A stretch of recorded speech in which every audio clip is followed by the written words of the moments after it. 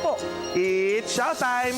Isang taon nang nakalilipas, January 15, 2015, nang dumating si Pope Francis sa Pilipinas. Nabiyayaan ng inyong lingkod ng pagkakataon na maging bahagi ng mga naghatid sa inyo ng mga makasaysayang pangyayari live dito sa telebisyon ng bayan.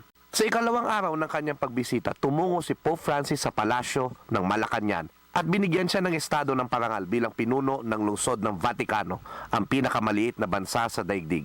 Sa pagpasok niya sa palasyo, lumapit ang mga batang anak ng mga empleyado nito sa Santo Papa. Tuwang-tuwa naman ang tinawag ng mga Pilipino na Lolo Kiko. Sa Rizal Ceremonial Hall, sa harapan ng mga diplomatiko at ng mga opisyal ng pamahalaan, binati ni Pangulong Noynoy Aquino ang Santo Papa sa isang tapat na talumpati na nagpapahayag ng kanyang nararamdaman. Sa kanyang tugon, ang kanyang unang talumpati sa bansa, kinilala ni Pope Francis ang hindi pagkakapantay-pantay sa lipunan ng Pilipino at pinalalahanan ng lahat na pakinggan ng boses ng mga mahihirap. Essential to the attainment of these national goals is the moral imperative of ensuring social justice and respect for human dignity. It bids us break the bonds of injustice and oppression, which give rise to glaring and indeed scandalous social inequalities. Reforming the social structures which perpetuate poverty and the exclusion of the poor first require a conversion of mind and heart. Sa pagbabago ng sarili, nagbabago ang lipunan. Tila nagpapaalala din si Pope Francis sa mga Pilipino kung sino dapat ang mga taong dapat nating iniluluklok sa pwesto.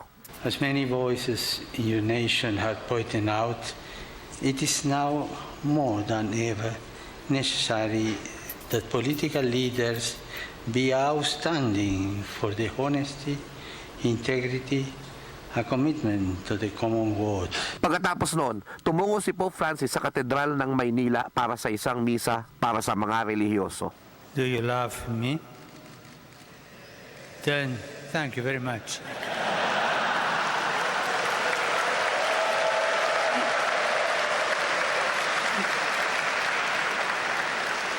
I read the word of Jesus.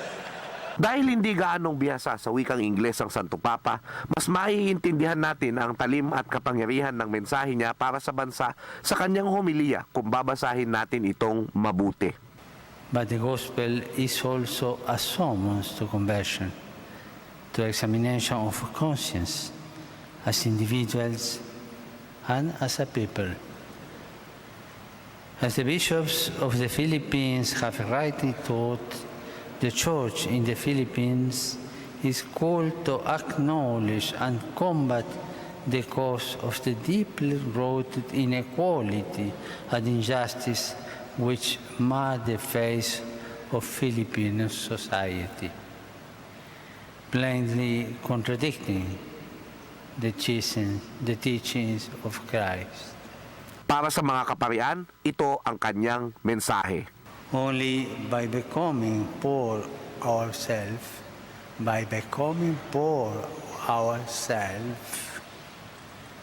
stripping away our complacency, will we be able to identify with the least of our brothers and sisters.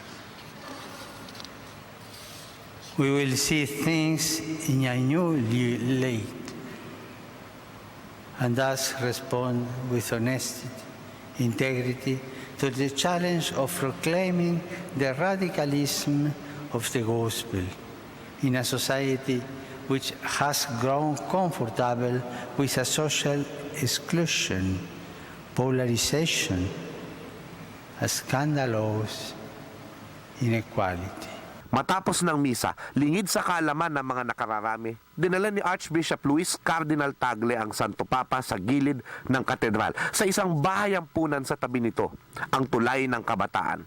Sa pagpasok ng Papa, niyakap siya ng mga bata at sinabi niya sa kardinal, "See, you can tell what their past has been like. You can feel the lack of human touch in their lives. How they miss the touch of a parent." Mensahe niya sa bayan, iwaksi ang tiwali at huwag kalimutan ang mga maliliit. Ako po si Xiao Chua, para sa telebisyon ng Bayan. And that was Xiao Time.